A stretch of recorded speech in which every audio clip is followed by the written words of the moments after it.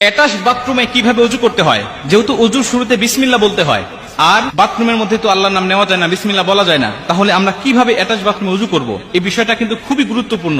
আল্লাহ রাসূল সাল্লাল্লাহু আলাইহি ওয়াসাল্লামের হাদিস থেকে আমরা এই বিষয়টাকে আজকে পরিষ্কার হবো ইনশাআল্লাহ। আমি কয়েকটা পদ্ধতি আপনাদেরকে শেখাবো, এর মধ্যে যে পদ্ধতিটা আপনাদের ভালো হয় আপনারা সেইভাবে ওযু করবেন, ইনশাআল্লাহ আপনার ওযু হয়ে যাবে। কারণ আল্লাহ রাসূল বলছেন, ইবনে মাজাহ শরীফের হাদিসের মধ্যে আসছে, যেই ব্যক্তি ওযুর শুরুতে বিসমিল্লাহ বলে না তার ওযুই হয় না। মুহাদ্দিসরা হাদিসটাকে গবেষণা করে বলেন যে আল্লাহ রাসূল ওযু হয় না বলতে বুঝিয়েছেন ওযুটা পরিপূর্ণ হয় না। এখন ওযু হয় না অথবা পরিপূর্ণ হয় না, দুটা কথা একই। আমার যদি ওযু না হয় তাহলে আল্লাহ পাকের দরবারে আমরা যে নামাজ আদায় করছি প্রত্যেকটা দিন, আমাদের নামাজও হবে না। ওযু না হলে নামাজ হয় না। এর জন্য ওযুটাকে কমপ্লিট করতে হবে, ওযুটাকে পরিপূর্ণ করতে হবে। এখন এই ওযুটাকে কিভাবে পরিপূর্ণ করব? কারণ আমাদের অনেকের বাসায় অ্যাটাচ বাথরুম আছে, নিজের বাসায় না থাকলে আত্মীয়দের বাসায় গেলে অ্যাটাচ বাথরুমে ওযু করতে হয়, বা অফিস আদালতে গেলে অ্যাটাচ বাথরুমে ওযু করতে হয়, হোটেলে গেলে, কোথাও ঘুরতে গেলে আমাদের অ্যাটাচ বাথরুমে ওযু করতে হয়। তাহলে এই মাসআলাটা আমাদের সকলে জানতে হবে।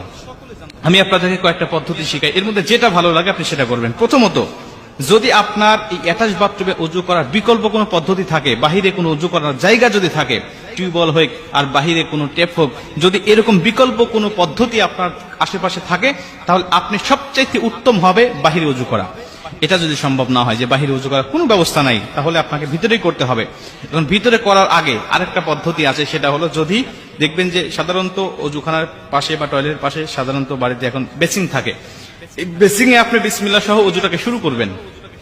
কারণ বেসিং এ তো আর পা ধোয়া যায় না, আপনি বিসমিল্লাহ বলে ওযুটাকে শুরু করলেন, হাত মুখ ধুলেন, আপনি মাথা মাসে করা পর্যন্ত সবকিছু করলেন, পা ধোয়া সিস্টেম নাই। যদিও এখন দেখলাম কয়েকদিন আগে একটা ভিডিওতে যে পা ধোয়া সহ ওযু করার জন্য আলাদা বেসিং বের হয়েছে, এটা বাংলাদেশে অ্যাভেলেবল কিনা আমি জানি না।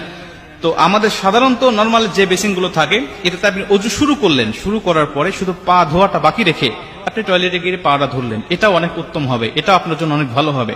যদি এটাও সম্ভব না হয়, তাহলে আপনি 3 নম্বরে আপনি একটি কাজ করবেন, আপনার বাথরুমের যে টেপ আর যে কমোড, এটা হাই কমোড হোক আর লো কমোড হোক, এর মাঝামাঝি একটা কাপড় দিয়ে পর্দা দিয়ে দিবেন।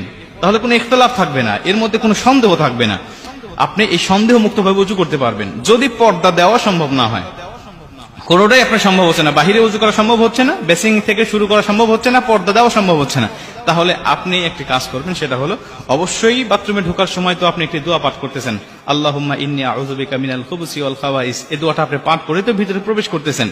এই দোয়াটা পাঠ করার সময় অবশ্যই আল্লাহর নাম নিয়ে আপনি ঢুকেছেন। ঢোকার পরে আপনি ওযু করার সময় অবশ্যই দিলে দিলে, যেভাবে আমরা টয়লেটের মধ্যে ইস্তেগফার পাঠ করি, এটা তো পড়তে হয়, আপনারা সকলেই জানেন যে দিলে দিলে ইস্তেগফার পড়তে হয় বিভিন্ন খারাপ জিন, বিভিন্ন খবিস খান্নাসের হাত থেকে বাঁচার জন্য। ওইভাবে দিলে দিলে আপনি ওযু শুরুতে আপনি বিসমিল্লাহ পাঠ করবেন, মুখে উচ্চারণ করে নয়, দিলে দিলে। এরপরে ওযু থেকে বের হয়ে